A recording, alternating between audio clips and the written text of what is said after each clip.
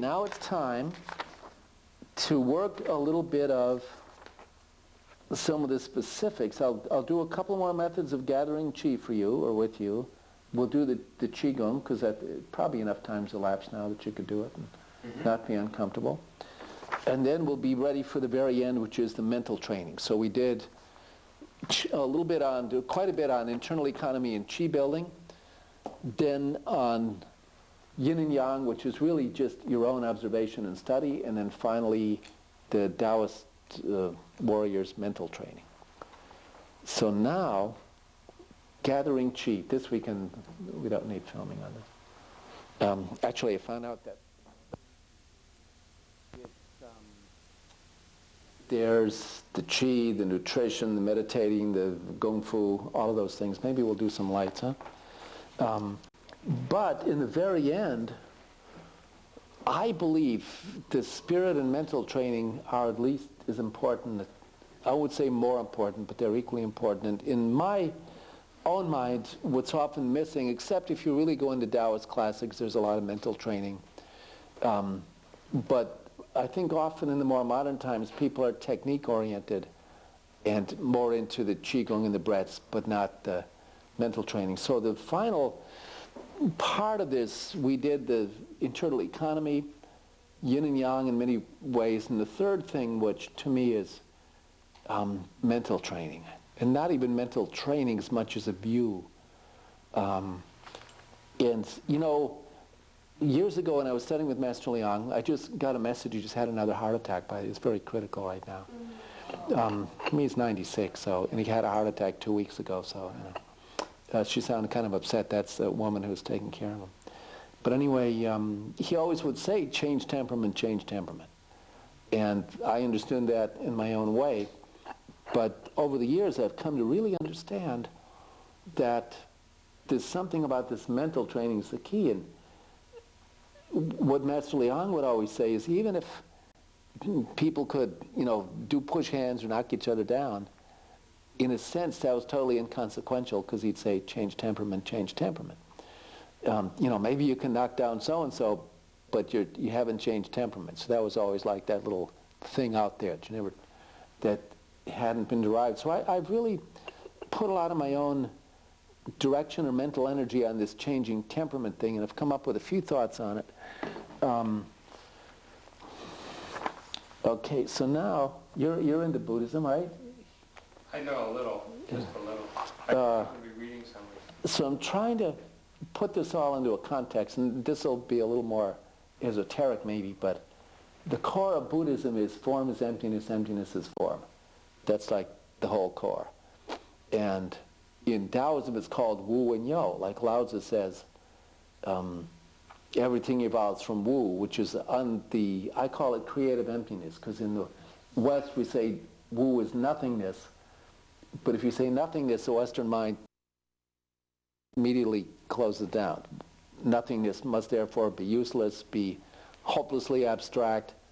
Nothingness doesn't seem to have any value.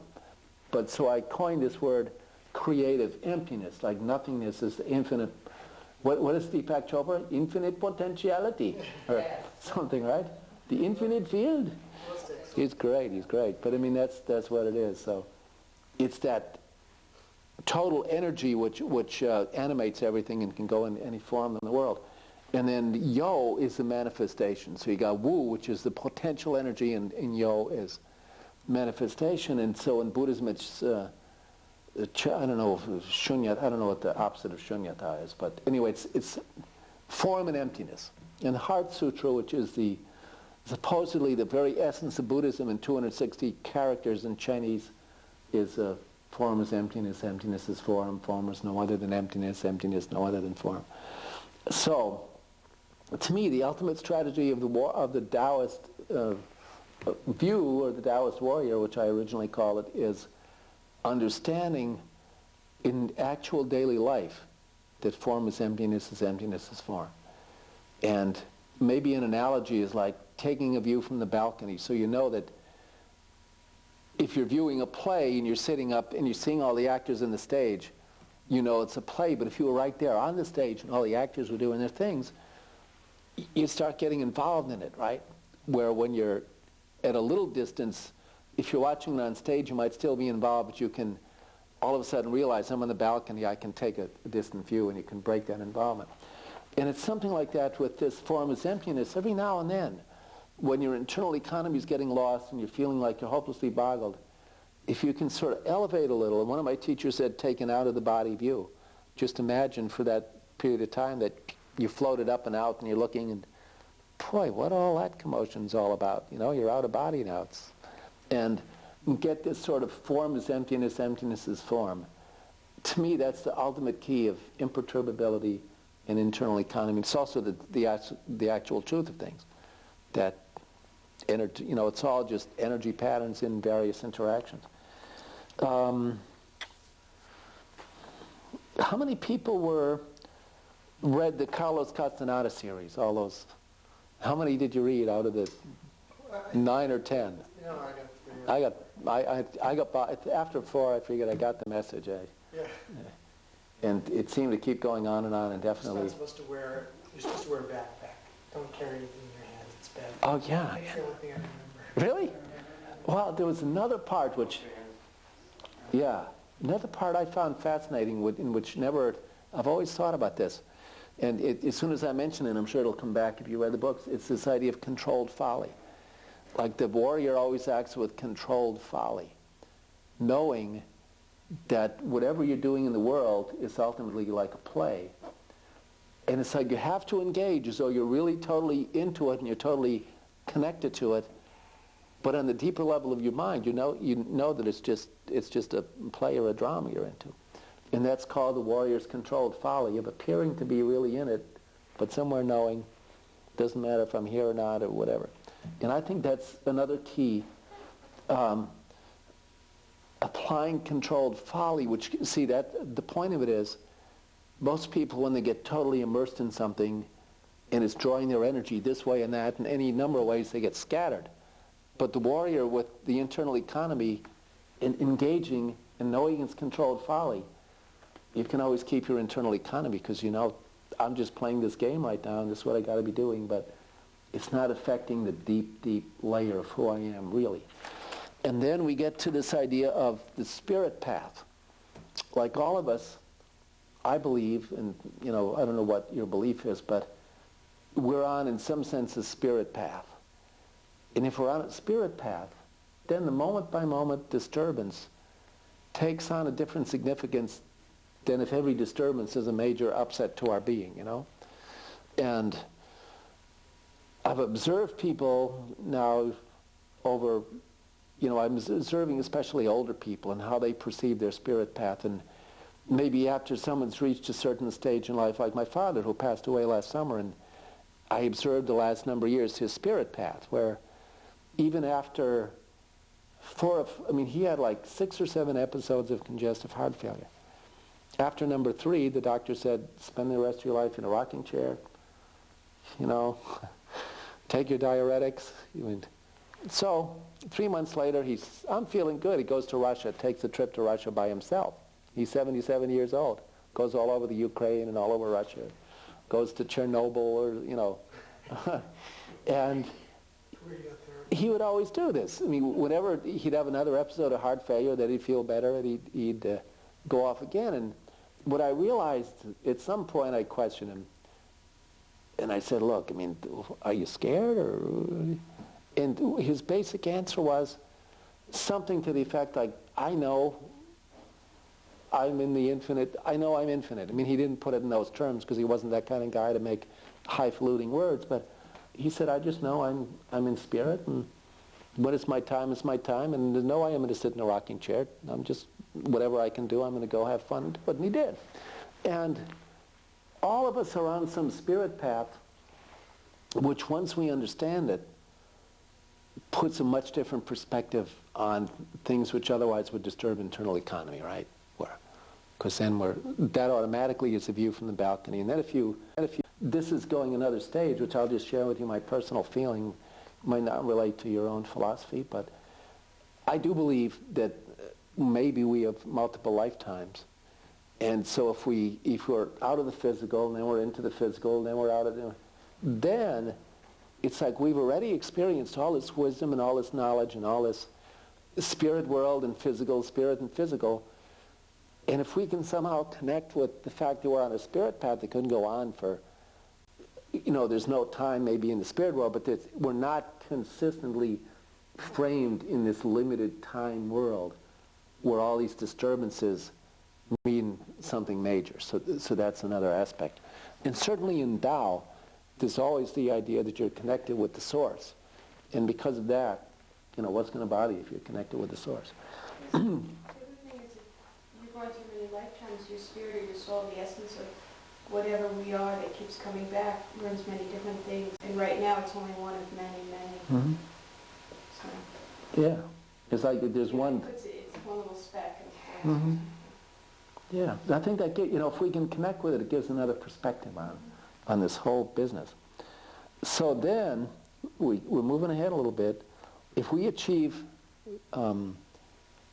internal economy, begin to understand that form is emptiness. Now, and also Don Juan, in those books, being the sorcerer, he could see the energy fields interacting. So, I don't know if you remember, who knows if these books are even true? I mean, I question if they're literally true, but I don't think it matters because the message is interesting.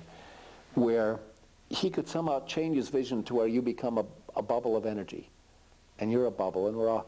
So then, as you interact, he's seeing these bubbles of energy interacting. So instead of hard physical bodies, on that leg, you're saying bubbles of energy interacting. So that's different. And I'm not suggesting necessarily we get to that level, but if that's the truth, and if we can even assume that it's the truth, even if we don't see it, it puts things in perspective. So finally, we're on the spirit path. We're applying controlled folly, and at some point, here's the other point of controlled folly, and I like these books. They said a lot to me. Since every path is ultimately controlled folly, so that's really form is emptiness, emptiness is form. And Castaneda asked Don Juan, if it's all controlled folly, then what's the point of being alive? Why should we care about anything? And Don Juan says, oh, you totally missed the point. The warrior then takes the path with heart and plays the path with heart. And then does that with total controlled folly. So then, if we can get in our path with heart, to me, I believe this is the real secret of our controlled internal economy. Or Joseph Campbell saying, follow your bliss, same thing. When you're really connected with whatever that is, that's your path with heart, then there's energy. All the time there's energy. One of the very interesting things of early Chinese medicine that I only realized a few years ago, based on a conversation I had, was the very early layers of Chinese medicine way back were concerned a lot with heavenly destiny. And the physician's job was not only to cure whatever ailments had manifested, but even more, to help people connect with their heavenly destiny. And there's this idea in Taoism, this is in Lao Tzu's book, the idea of the tally. So somewhere it says in Lao Tzu that the sage holds the left-hand tally. Or either he does, but somehow there's somebody holding the left-hand tally. The point is, in the old days, when they would make some kind of agreement, they'd get a stick and notch the stick, and then they'd split that stick down the middle. And each person would have half the stick, which then when they put it back, they would know that they were the two who had made the contract. So, according to this early Chinese medicine, we have half of the tally in heaven as the other half. So that means there's an agreement somehow in destiny between us and heaven. And there's a part we have to play to fulfill our heavenly destiny. And the implicit agreement is, if you accept this theory in the first place, that heaven will give us everything we need to fulfill our heavenly destiny if only we can get connected enough to realize that it's there and to play out our heavenly destiny. And where disease, dis-ease, malaise, manifests is when we diverge from our heavenly destiny. And then the more we diverge, because we're diverging, heaven can't give us the other half of the tally because we're diverging from heavenly destiny. And I was always fascinated by this the names of acupuncture points, the Chinese names. I mean, there's got to be profound meaning in there, and now they're usually called numbers, stomach 36 and spleen 7, but they've all got the, like spirit tower and bright spirit and confluence of waterfalls, and of course meaning in the valleys, and they all have names. Heavenly pillar. And so why are these names? And this fellow, he's in Stockbridge, Mass., Lonnie Jarrett, an acupuncturist, just finished a book on the meaning of the points as regards heavenly destiny. And he's created a pretty solid foundation of thought that the meaning of those points originally was bringing heaven energy or bringing the force into the human body was the ultimate cure. So if there's nothing anywhere in your body that's blocking the total energy of the universe, you're totally healthy all the time. And that was the doctor's job, not so much to cure aches and pains, but to open up for heavenly destiny. So when you're in touch with that, when you're in touch with heavenly destiny, you're always energized, you're always healthy, you're always feeling good. And yes, that's the other thing. Without, just in a mysterious way, things keep seeming to open up the way you need to go, because heaven's always there, fulfilling your destiny. Surrender. Mm-hmm. And honor your journey. Yeah. And there's some kind of awareness, though. When you say, like, there's an awareness, before you really understand what your heavenly destiny is there's some awareness. And you feel it right in your guts at some time. This is what I need to do. And you've all heard about people who, like, I don't know, who would there be? Mother Teresa or somebody like that. They find what their destiny is and they just do it. Even to other people it might seem like something they would never want to do, but she can pick people out of the muck in the streets, and that's without question our heavenly destiny. Well, when we find that, according to Chinese medicine, that is the fundamental root of all disease is that we're not in tune with heavenly destiny. To me, that's a very powerful concept. And when we are in touch with it, we are at ease, and therefore we have full internal economy. Nothing perturbs us, and we're just totally there and energized and ready all the time. It's very interesting. So that's what I would suggest as maybe the final part of the Warriors.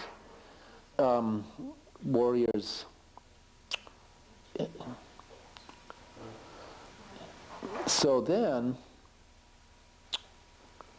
finally, just as we pursue this a little more, when you're in touch with heavenly destiny and you're moving on that path, and that's Tao. Remember this morning, the shaman with the headdress waving in the wind, running down the path, is following heavenly destinies, following Tao, and being connected with the force.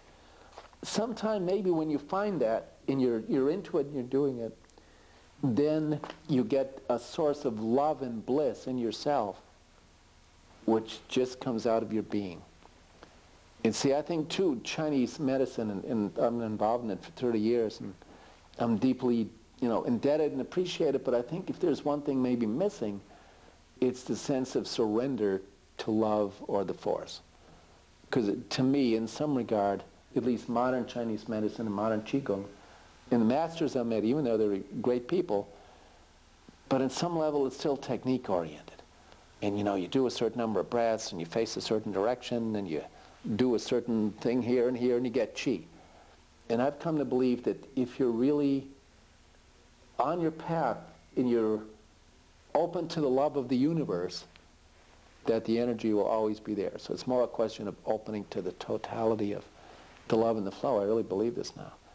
So anyway, if you can find that divine love or your ultimate bliss, then you're energized, you're always in sync with the force for you. And the Zen people have a word for this. And if you read the ox-herding pictures of Zen, it's I think it's 10 paintings depicting the journey of life. And the ox is the metaphor for your mind, or the analogy for your mind. So you see the ox, and the average unenlightened person doesn't even know their mind practically. So you see the ox in the distance, then you approach it, then you put a harness on it, and then you learn to control it, and so that's all controlling the mind. But finally, in the ox-herding pictures, you get to the point where there's totally no need to control your mind. Anything your mind does is perfectly enlightened and energized and fine. And when you get to that point where you and the mind in totality are one, the last picture is nothing to do about your mind or the ox or anything. It's about entering the marketplace with helping hands. And that shows a grizzled old master going to the marketplace and playing with little kids. And the poem, there's a poem attached to it that says something like, barefooted, bare-chested, how broadly he grins, entering the marketplace, all attachments lost. And the final line of the poem, I forget the whole thing, but it says, without recourse to mystic powers, withered trees he swiftly brings to bloom. That's very interesting to me. So once you've achieved your own internal economy, know your destiny, follow your love and bliss, and you've got the energy, and then wherever you go, people, it's like you bring the withered trees to bloom just by your being. It's a wonderful thing. And that, to me, is the ultimate destiny of Tao or Taiji or whatever else. And in Hinduism, you can check me on this because I might be incorrect, but there's Maya, which is like the illusion, the world of illusion and duality, and there's Leela, which is the dance. Is Leela the dance? So Leela, to me, that's like the warrior. With controlled folly on the path with heart, you're dancing. And your life is now a dance in an effortless joy every day. Because you're in tune. You've gotten beyond illusion, duality, and you're in the dance. So finally, maybe we achieve this place of being in the dance. And that's the whole story of internal economy and everything else. So anyway, that's the end. That's all I have to say. Being in the... No, I'm not going to tell this story. Okay. Got a story? Well, I wanted to make a point, but he wants to make a point too. You were triggering so many thoughts. One was just at the end there, you're talking about, the riddle of finding the ultimate spiritual end, which is the universe of everything. But then you're back in the world. Yes. What do you do when you're back in the world with particulars, with illusions?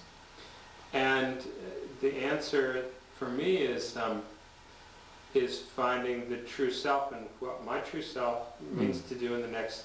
Of course, you think of big things first. What's my major project? What's my life's meaning? But sometimes it even boils down to, okay, where am I going to go today? What am I going to say? What am I going to talk about, or am I going to talk at all?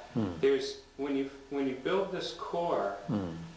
If it's protected from all those external influences, which you're talking about protecting it by getting this sort of objective outer view, this above the body view, you protect it by the subjectivity, by standing back a little bit, nobody can get to it. Yeah, I wouldn't even say protecting, because to me that's kind of a little defensive, but I understand what you're saying. Well, what I mean is, you get in a frame of mind where nobody has access to this. Nobody has access to this, to disturbing it without your permission. That can give you tremendous power. But then, where do you do with that power? You have to use it in a way that's good in some sense, but good is a term that's hard for me to accept or understand. So I think the best way for me to understand it is you find what your true self wants to do, where it wants to move. And then, even though you understand the universality of all things, you're in the midst of illusion, and you move in a way that's true because you're already in sync with your true self, and you just keep moving in the right way, no matter what. No, you don't know where it's going, but because you're in sync with your true self, everything falls into place. Yeah. I have a feeling that there's literally a physical feeling when we're following, we've all had it. There's times when we're in the flow and we're in sync and and then there's times when we're very disconnected and we feel that and all the tension and stress. And sometimes things come to us, just sort of knowing, like this is, okay, and it was just like knowledge. Well, it's also like the push-pull, with God. Because we're definitely choosing, but we're doing it with this constant interface with the world, rather than setting out and choosing to penetrate through planes which do not yield to us. It's finding that edge through which we can travel. It's quite interesting. It all it seems to revolve around self-awareness and being quiet enough to know when we even feel connected and when we don't. Because it takes a certain amount of quiet to even know if we're connected or not. What? You had a story?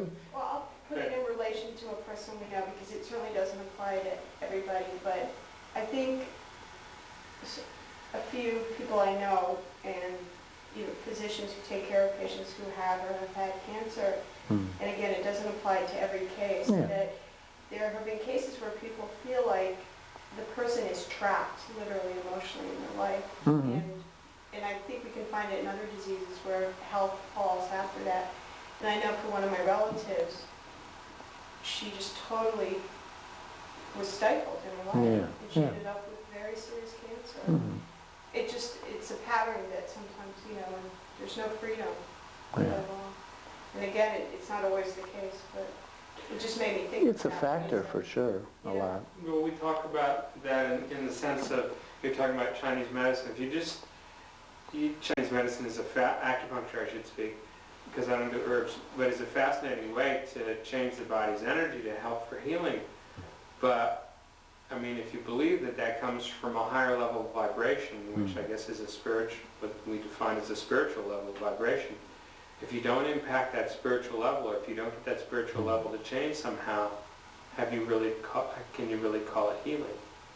I mean, you've really got to change the source of the disease if you want to call it a healing process. Maybe you can't. Maybe there's no way to do that. No, I mean, I don't have to do it, but somehow that source of disease has to be addressed. Ultimately, it's the person who does it, but we connect with people in different ways. We trigger things, we trigger ideas, and they find the source. I believe that. So I believe the key is somewhere, some way, with a given person, they could be energized into